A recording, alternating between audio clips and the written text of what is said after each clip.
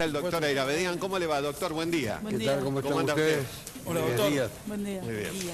Mira, para evitar todo tipo de quilombos, Sí. los jefes de policía, los legisladores, los miembros del Poder Ejecutivo, los ministros, el gobernador, el vicegobernador, etcétera, no tienen que ser recibidos por ningún miembro del Poder Judicial, salvo que sea por cuestiones protocolares, o sea, con el máximo tribunal, por ejemplo en Córdoba, de la provincia, por una cuestión de saludo o con motivo de alguna celebración o de una conmemoración, pero no por cuestiones atinentes a la actividad funcional, ni al conocimiento de ninguna causa. Tienen que estar sellados los ingresos a los despachos de los fiscales, de los jueces, de la primera instancia, camaristas, etcétera, para que no haya ningún tipo de controversia, discusiones, polémicas, que son las que se han generado en las últimas horas, si te dije tal cosa, si no te dije tal otra, si te apreté, si no te apreté, si fue un entredicho, si no fue un entredicho, etc.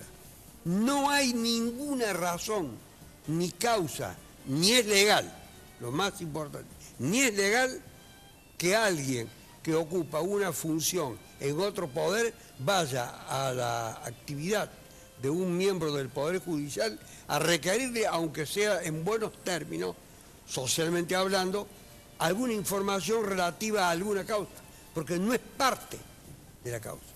Solamente los que son partes de la causa tienen ingreso a la causa.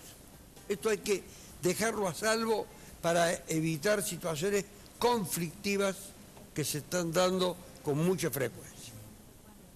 Punto 1. Punto 2 del día de hoy.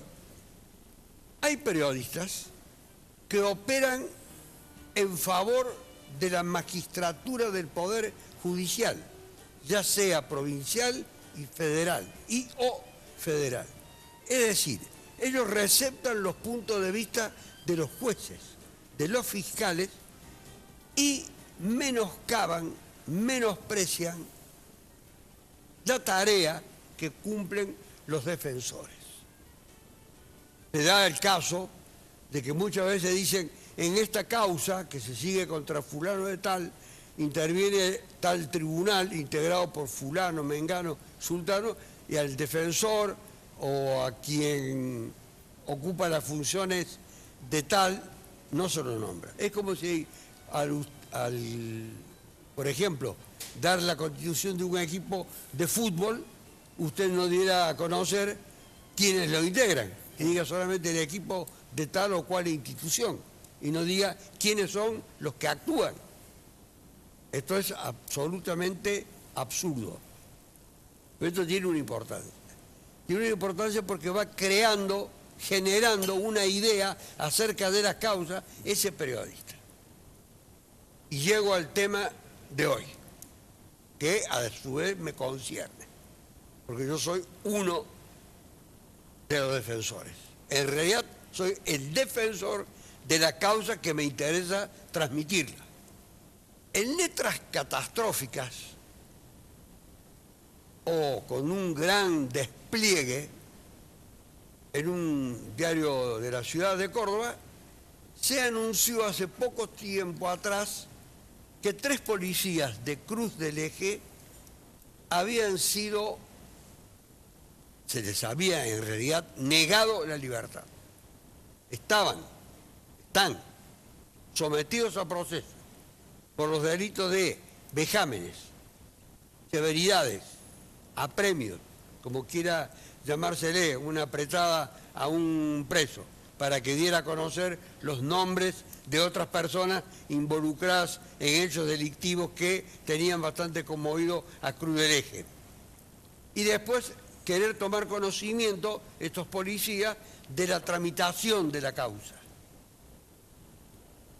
En el interior de la policía, preguntarle a compañeros de trabajo a ver si habían dejado constancia de tal o cual circunstancia y qué era lo que había pasado con la tramitación del sumario, esto se llama entorpecimiento funcional. Eso tampoco se puede hacer. Pero se trata de delitos menores. Pero sin embargo, había tenido un relieve en la difusión pública enorme, diciendo que había sido confirmado por el juez, primero por el fiscal, dictada la resolución en contra de los 3 policías de Cruz del Eje, acusados de estos delitos que yo acabo de decirle, y que son delitos, a mi entender, menores y que no impiden la libertad, porque no se puede dictarles la prisión preventiva. Tampoco estaba dictada, simplemente estaban detenidos. El fiscal, un fiscal nuevo, que quiere sacar patente de guapo, le negó la libertad. Y llegó por concurso el fiscal. Venía de otra localidad también del norte cordobés. Fue al juez de control y el juez de control les negó la libertad. Bueno, en realidad ese juez de control, que se llama Archila, no le da la libertad a nadie. Yo creo que si pasa la madre por el frente de él con alguna causa penal, tampoco le da la libertad. No le da la libertad a nadie. No sé si le leerá las causas, tengo una duda. No sé si sabe, primero. Este es un tema que tengo siempre en la cabeza, hace muchos años que lo conozco. Segundo, no sé si lee. Y tercero, no le da la libertad a nadie. Bien, así no puede funcionar la justicia. Sin embargo, tienen un operador periodístico que difunde lo que ellos hacen como si fuese la verdad revelada. Entonces dice, el juez de control confirmó la detención de estos policías, una larguísima nota, 3 columnas. Después dice que la causa fue apelada y fue a un tribunal de Villa Dolores, que es donde se debía discutir si esa libertad negada estaba bien negada o no. Lo que se discutía simplemente era si debían estar, mientras se tramitaba la causa, en libertad o no. Esta era la cuestión. No entrar a tratar el tema de si los delitos existen, si eran culpables, si habían existido, etc. Severidades, apremios, son cosas ilegales, el entorpecimiento, el querer saber, y quién era, no. Eso no era lo que estaba en discusión. Lo que estaba en discusión era la cuestión de la libertad. Y lo que está en cuestión, la cuestión de la libertad, señor juez de control del Cruz del Eje, respete a la Corte Suprema de Justicia de la Nación, que no la respeta. Porque la Corte ya le ha dicho a todos los magistrados de la República Argentina, que no importa el delito, lo que importa es saber la personalidad y si este va a ser un motivo determinante de una presunción de fuga o de un entorpecimiento funcional. Ahora, preguntar por una causa no es un entorpecimiento funcional, es una curiosidad. Me parece a mí que hay un distingo, una línea fina que trazar entre una conducta y la otra. ¿Qué pasó en Villa Dolores? Yo fui a Villa Dolores, produjo un informe oral junto con mi socio, el doctor Sebastián Becerra. Se constituyó un tribunal especialmente constituido, porque no hay tribunal penal constituido en este momento, una jueza civil, juez de control, una jueza penal juvenil. Escucharon nuestros alegatos y en una semana resolvieron que de los 3 imputados, 2 debían recuperar la libertad de inmediato porque no había ningún motivo que justificara que siguieran privados de la libertad. Estas son las cosas, por ejemplo, que se le escapan, se le pasan por alto a ese periodista, o directamente no sabe lo que ha ocurrido o no quiere decirlo. Esto es lo que hace daño en definitiva. Porque la idea que ha quedado instalada en el seno de toda la comunidad policial, por ejemplo, que son casi 20.000 personas, es que hay 3 de sus compañeros que por tales hechos se encuentran privados de su libertad.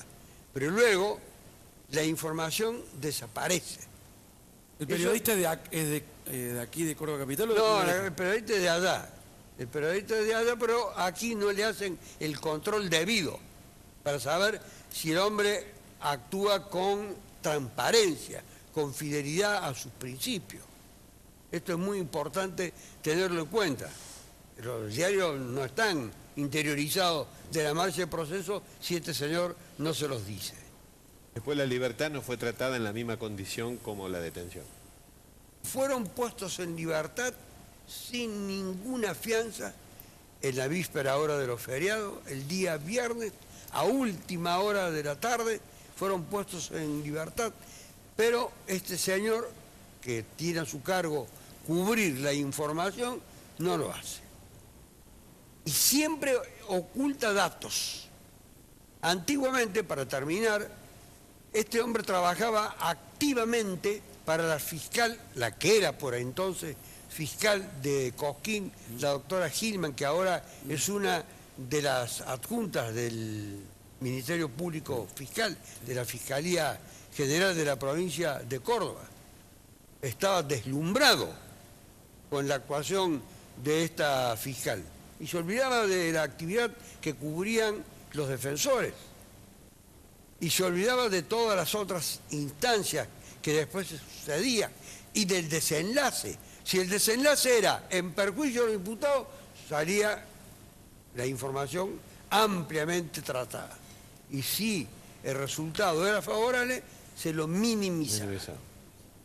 Como si hubiese sido resultado de una gracia divina en la libertad, y no la actividad que ha cumplido un auxiliar de la justicia como es el abogado. O el abogado, ¿cuál es la tarea que cumple? ¿Para qué está el abogado? Es decir, no solamente están los magistrados. Está el abogado para garantizar que ese hombre sea juzgado bien, correctamente. Para que esté juzgado de acuerdo a la ley y si le corresponde una pena, que ésta sea acorde a su responsabilidad. El abogado no está bregando por la impunidad. Entonces, en ese diario, lo que deben llamarlo a este señor a la reflexión y decirle que cuando pase las informaciones no las mutile. Porque al mutilarlas, al presentarlas de una manera fragmentaria, está causando un daño a la veracidad que debe tener la información. Este es el tema. La información debe ser veraz y la gente debe saber quiénes son los que están actuando. El fiscal, él o los defensores, los nombres de los acusados cuando no se trata de delitos de carácter privado que dañarían a terceros, a niñas o niños, hijos, por ejemplo, del acusado, para no victimizarlo. Pero no solamente el nombre de los jueces, pero no es un problema de estrellato, es un problema de veracidad. Y además, cumplir como se debe cumplir con la ley. No puede haber criterios que vayan en contra de lo que está propiciando el máximo tribunal del país. Y aquí, en Córdoba, se sigue haciendo eso. No es meramente una declaración que yo hago, sino que cada vez que lo hago, acompaño la prueba. La prueba es el caso. El caso, ¿dónde se discutió? En tal tribunal. ¿Qué fiscal es el que no cumplió con la Corte? Es el fiscal tal. Entonces, hay que asumir las consecuencias. Yo le pregunto para terminar a este juez de control que le había negado la libertad, ¿por qué se la negó? ¿Qué razones? Dio una serie de razones, pero todas ellas contradictorias con lo que dice la Corte, por lo que presumo que no lee lo que la Corte dice.